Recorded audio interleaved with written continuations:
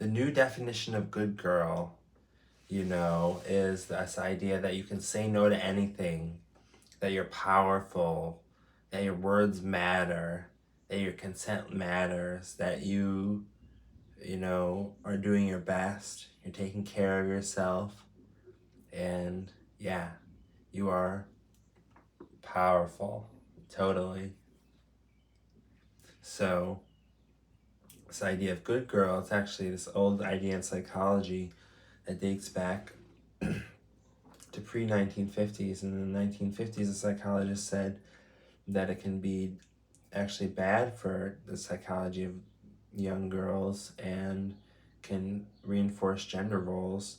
And, as a feminist, that's not necessarily something that I think is good. And it's certainly not something I think is good for it to be bad for young girls. And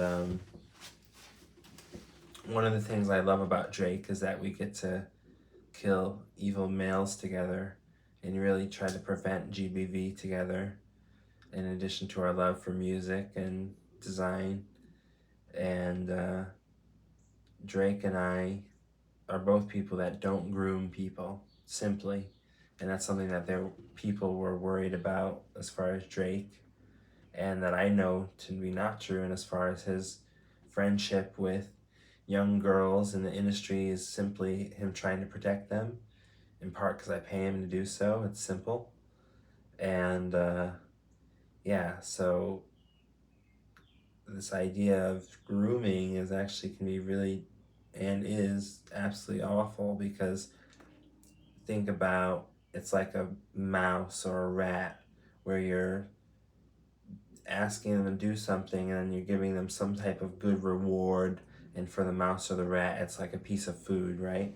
And for a human, a young girl, it could be, oh yeah, you're a good girl, you're this, you're that, I'm going to give you this, I'm going to give you that. And it's trying to make them essentially not have boundaries and not tell you what they want, and have you dictate to them, this is what you're going to do.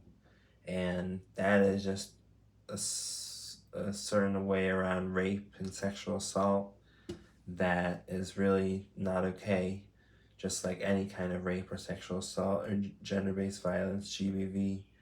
And so part of this idea of this new definition of being a good girl is also that you have great boundaries and you flex your boundaries, as we say in my family. You flex your boundary muscle, right? And that's important. So yeah, I'm really loving this new definition of good girl. It's something I've believed in for a long time. Of course, some people get a sexual response, an aroused response, when they're called good girls. So it's not something that I think is bad to do if someone wants to be called that. And it makes some people really happy. But I think it's completely not okay in a way that's grooming or trying to belittle someone or lessen their boundaries. But it can be amazing when you try to build your partner and help them and increase their boundaries and have them say no whenever they damn well please. And that's how it's done. That's how relationships are built. Awesome. Thank you.